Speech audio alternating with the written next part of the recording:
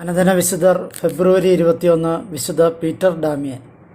മധ്യകാലഘട്ടങ്ങളിലെ സഭയിലെ ഏറ്റവും വലിയ നവോത്ഥാനകരിൽ ഒരാളായിട്ടാണ് വിശുദ്ധ പീറ്റർ ഡാമിയനെ കണക്കാക്കുന്നത്.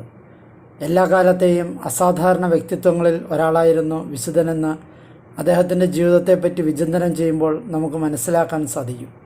വിശുദ്ധ ഡാമിയൻ എന്ന പണ്ഡിതനിൽ അറിവിൻ്റെ ധനത്തെയും അപ്പസ്തോലിക ആവേശത്തെയും, ഡാമിയൻ എന്ന സന്യാസിയിൽ കഠിനമായ അച്ചടക്കവും പരിത്യാഗവും, ഡാമിയൻ എന്ന പുരോഹിതനിൽ ഭക്തിയും ആത്മാക്കൾക്ക് വേണ്ടിയുള്ള അടങ്ങാത്ത ആവേശവും കാണുവാൻ സാധിക്കും. കൂടാതെ ഡാമിയൻ കർദിനാളായിരുന്ന കാലഘട്ടത്തിൽ അദ്ദേഹത്തിൻ്റെ വിശ്വസ്തതയും പരിശുദ്ധ സഭയോടുള്ള വിധേയത്വവും ആളുകൾക്ക് ദർശിക്കുവാൻ കഴിയുമായിരുന്നുവെന്ന് ചരിത്രകാരന്മാർ പറയുന്നു. ഗ്രിഗറി ഏഴാമൻ്റെ ഒരു നല്ല സുഹൃത്തായിരുന്നു അദ്ദേഹം.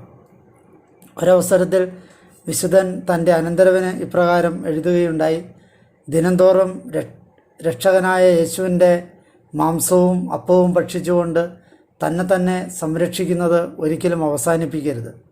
നിൻ്റെ പരിധിയിൽ അലറിക്കൊണ്ടിരിക്കുന്ന മൃഗീയ സ്വഭാവമുള്ള മനുഷ്യനെ പുറത്താക്കുക.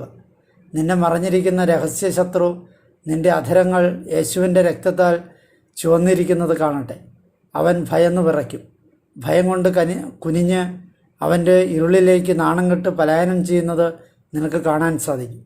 മഹാകവിയായിരുന്ന ഡാൻ്റെ തൻ്റെ ഡിവൈൻ കോമഡി എന്ന കവിതയിൽ ദൈവത്തെക്കുറിച്ച് പറയുകയും ധ്യാനിക്കുകയും ചെയ്യുന്ന വിശുദ്ധ മനുഷ്യർക്കായി ദൈവം കരുതി വച്ചിട്ടുള്ള സ്ഥലമായ 7-ാം സ്വർഗത്തിലാണ് വിശുദ്ധനെ അവരോധിച്ചിരിക്കുന്നത്.